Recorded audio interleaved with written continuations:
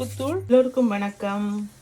தக்காளி பழம், வெங்காயம், ஒரு 2-3 கொத்தமல்லியில் உங்களுக்கு விருப்பம்ண்டா இஞ்சி, 2 பச்சை மிளகாய், ஒரு மாம்பழம், ஒரு அவகோடா, சோக்கட் இதெல்லாம் எடுத்து வச்சுக்கிறேன். இந்த இவற்றையெல்லாம் போட்டு ஒரு பிரியாணிக்கு ஒரு சம்பல் செய்ய போகிறேன். ஒட்டின பொருட்கள் எல்லாத்தையும் ஒரு டிஷ்ஷில் போடுறேன். இவற்றோடு மாம்பழம், அவகோடா, உப்புத்தூள், மிளகுத்தூள், தயிர்,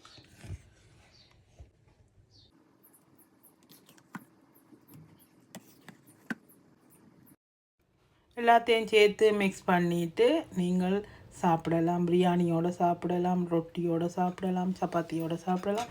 உங்களுக்கு என்னத்தோடையெல்லாம் சாப்பிட பிடிக்குமோ நீங்கள் சாப்பிடலாம். நன்றி, வணக்கம். Thank you so much. தேங்க்யூ.